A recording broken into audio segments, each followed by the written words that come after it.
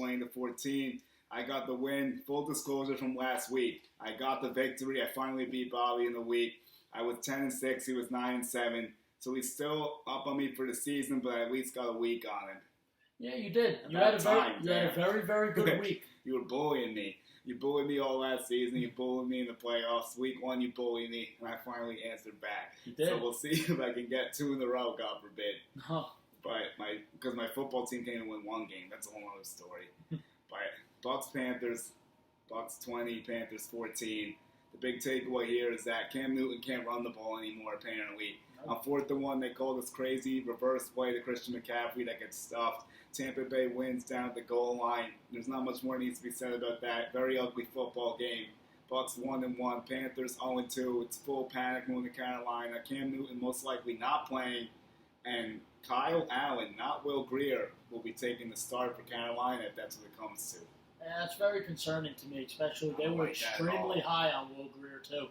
This next game was more interesting. Packers and the Vikings, we were split on this one. The Packers come through again for me, 21-16. Packers 2-0, Vikings 1-1. Dalvin Cook continues to stay hot, though, 154 yards and a touchdown. Boy, that boy's back. Kirk Cousins' mediocre self hands in the Packers the game with 2 picks and a fumble. Aaron Rodgers just over 200 yards and 2 touchdowns. He hasn't really taken off yet. He's faced 2 tough divisional defenses, so we're still waiting to see Rodgers pop off, but he's doing what he has to so far. Aaron Jones, 150 all-purpose yards and a touchdown. He shows some life, which is a great sign.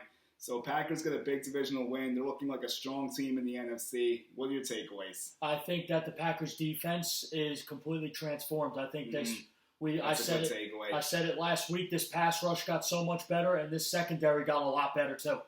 They are scary. They're good on they always had a great offense, not a good defense, and this defense is very good. Aaron Jones he didn't play well week 1. Week 2, he comes to play.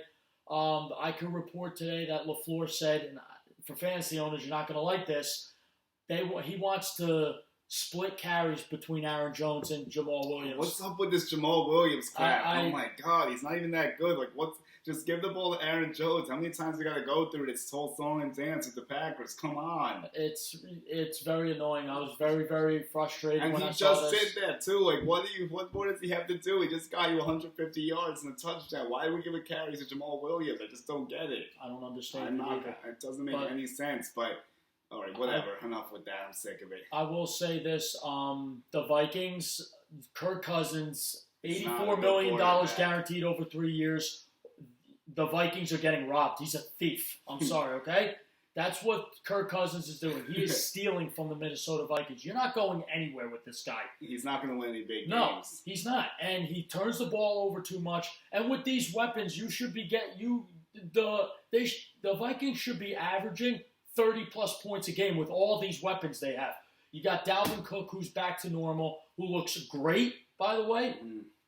Looks back to normal, like in college.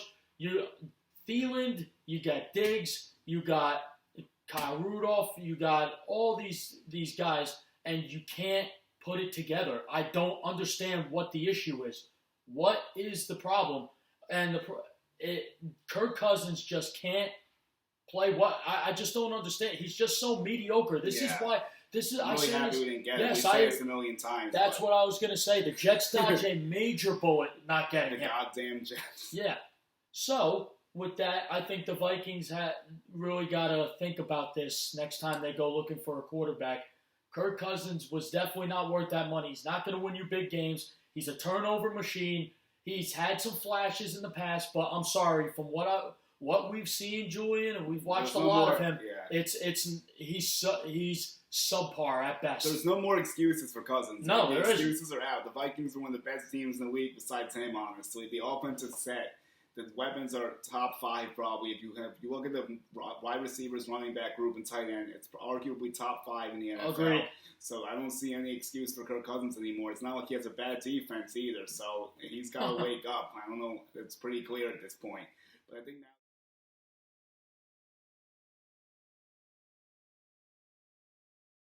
Between the Seahawks and the Steelers, Bobby gets some redemption in this game, although it did not go how anyone thought it would by any means. So Roethlisberger gets hurt. We're in the end of the first half. Mason Rudolph comes in. He plays decently well, all things considered, 2 touchdowns and a pick. My big takeaway here is actually James Conner still can't get going. Only 33 yards rushing. He's been stuck in the mud for 2 games. Vance gets 2 touchdowns. Juju gets 84 yards. Russell Wilson, offensive player of the week in the NFC, comes through with 3 touchdowns. Disley catches 2. Metcalf has 7 grabs, 61 yards and a touchdown, starting to show he's a legitimate player for the Seahawks. But one takeaway I had for the Seahawks rushing attack was actually split. It was Penny for 62 yards and Carson for 61 yards. Penny starts to eat into some of Carson's time. Wilson did his thing out there. Roethlisberger hurt. So there's 2 questions here. What did you see from the Seahawks here? Also, how are the Steelers going to be with Mason Rudolph going forward? Well, I'll start off with the Seahawks. I think the Seahawks are very underrated. I think Russell Wilson is playing very well. DK Metcalf was a steal for them, I feel, when they got him. I think they got him, third round. Second round, I thought. Yeah. Second round, they got him. I think that he's been good. He's been tremendous for them. He's been reliable. I think Tyler Lockett is showing his worth. He's playing exceptionally well. And you know what? The defense is playing very well, too. So that's a plus, especially getting Jadeveon Clowney. The running back situation for the Seahawks, I did not expect this. I thought it was going to be Chris Carson all day. But I think they have some balance now. Mm-hmm. Both of them, you have a 2-headed monster with Penny and Carson who could do it all. So I think they're going to be okay. I really do. And Russell Wilson will find a way to get them the ball. And Russell Wilson's going to make the plays. You know, he's all dynamic and all that stuff. So going to the Steelers, this just went from bad to worse with them. 0-2, too. 0-2, you lose your quarterback. The defense is, I'm sorry, I am not sold on it. It's not good for the Steelers. Mason Rudolph did come in and do well. The one bright spot they have is they still have Juju, who could still make plays no matter who's playing quarterback.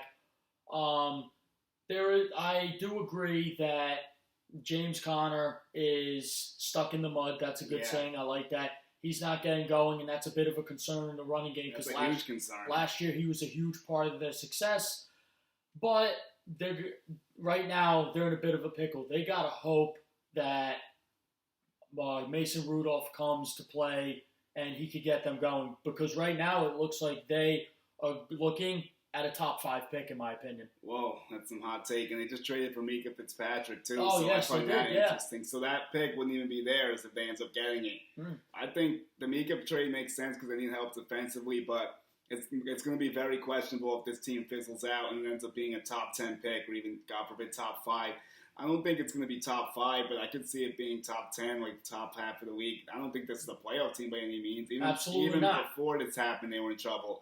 And now, I thought they were a fringe playoff team with Roethlisberger in there. I don't think Mason Rudolph's bad. I actually think he's a good quarterback, but it's going to be a lot to ask for him to come in and lead this team out of an 0-2 hole. Yeah, I definitely agree on that. Next week, they play San Francisco. I think that's a winnable game, but we're going to have to see what happens out there. We'll see if he can get it going. I would look for James Washington to pick up some steam. They played together at Oklahoma State, but here's the thing. We talk about James Conner, and especially now with Mason Rudolph in there, if they cannot get this running game going, this team is screwed. Agree. Yeah. It's not going to happen. They're built to run ball first and then spread the ball out to these dynamic receivers with Juju, and they were hoping James Washington could go off. Maybe we'll see something different. I think you might see They got Dante Moncrief. Get him out of the lineup. Moncrief is absolute trash. Get him out. So that play, he dropped the ball. It was an interception. It directly cost the Steelers the game, basically. But it's going to be something to see. It's just a very strange time going on with all these quarterbacks and all this stuff going on. Now we have the Eli Manning news. Him and Roethlisberger were drafted together, and now they're both not playing. Yeah. You have Drew Brees go down. A lot of these upper echelon quarterbacks have been solid veterans for a while. You're starting to see a changing of the guard. Although Drew Brees will be back after 6 weeks, but let's just get to the Giants now, I guess. Yes. I was at that game with my brother. Eli was not very good. He had 2 picks, 26 of 45, 1 touchdown. Evan Ingram just had 6 grabs for 48 yards. I mean, Beasley had 83 for the Bills. Brown had 72 for the Bills. Allen did his thing again, 253 yards and a passing touchdown, rushing touchdown.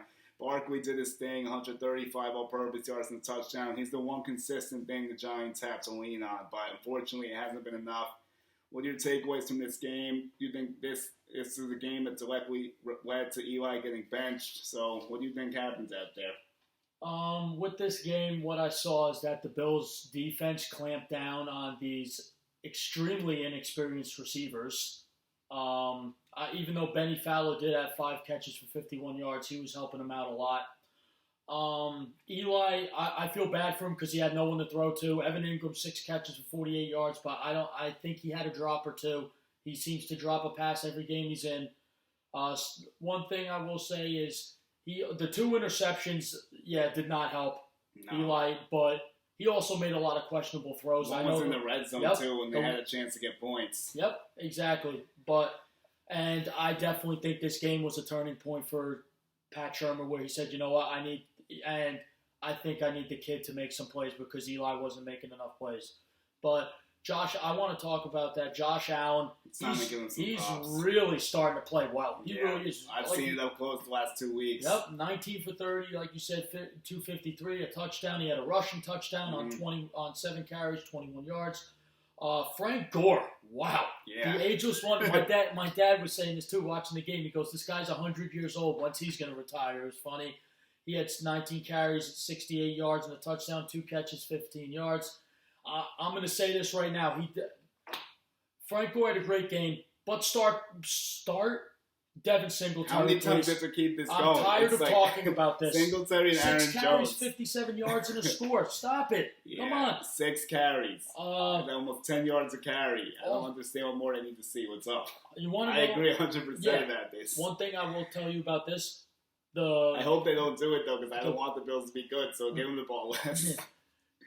John Brown and Cole Beasley have been a godsend because Zay Jones is nowhere to be found anymore. I think he's in witness protection program. John Brown, 7 catches, 72 yards. He gives them a reliable deep threat. You could use him anyway. Cole Beasley is a third down monster. Mm-hmm. He gets the things he does. Cole Beasley play last week. And I'll tell you this: Cowboys are definitely missing Cole Beasley. Absolutely. You think? I think on third down, definitely, especially since now they lost Gallup for a couple weeks. Well, but Cole Beasley was definitely a big pickup for the Bills. The Bills' defense is dominant. I'm going to say it. They are. Yeah, they are. With this game, Eli did not look well, but to his defense, he had no one to throw to. I'm sorry. Yeah. Saquon can't do everything by himself. Evan Ingram, they're relying on a lot, but honestly, 6 catches for 48 yards. I need to see a little bit more out of you, kid.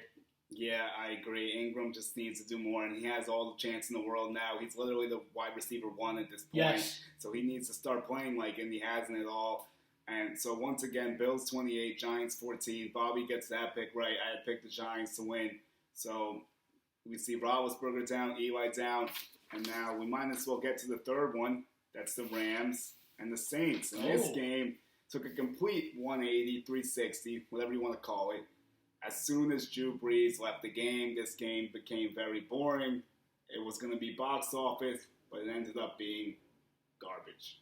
Oh, my God. That game was unwatchable. I didn't even watch it once Brees left. The Rams just took over 27-9. This was no contest. I get this pick right, but I couldn't have expected it to go like this.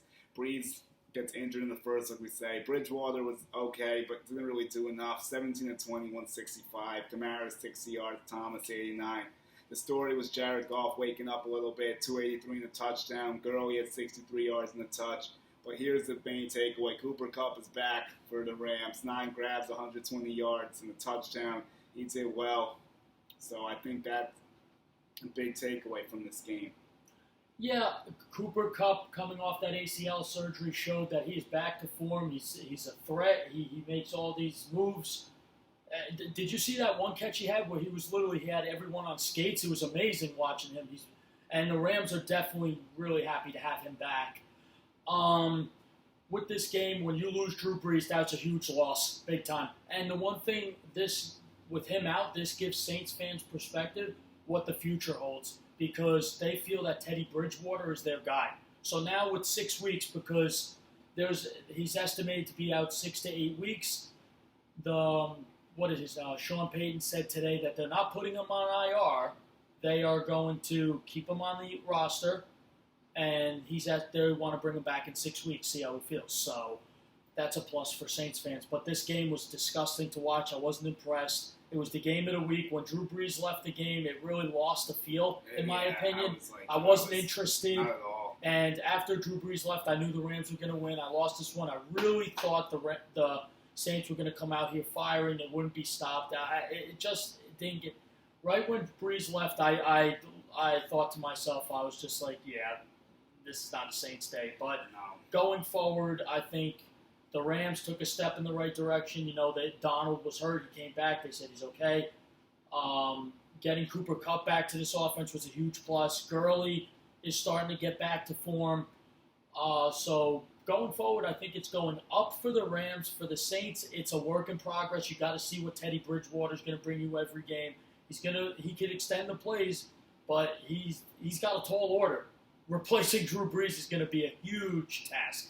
Yeah, and next week they play the Seahawks. You got to see how the Saints can weather the storm over the next 6 games.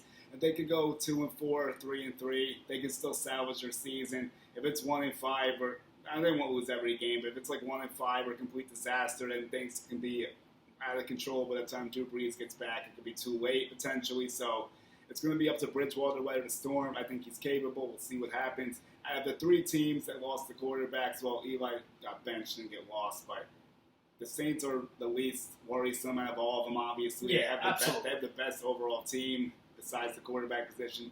And Brees is arguably better than both of them at this point. Definitely Eli, obviously, but Roethlisberger, you could debate maybe, but Saints lose a tough one, 1-1. Rams 2-0, keeping it rolling, trying to get back to the Super Bowl. And this is another good time for us to split. We talked about the 3 quarterbacks, so we're going to go.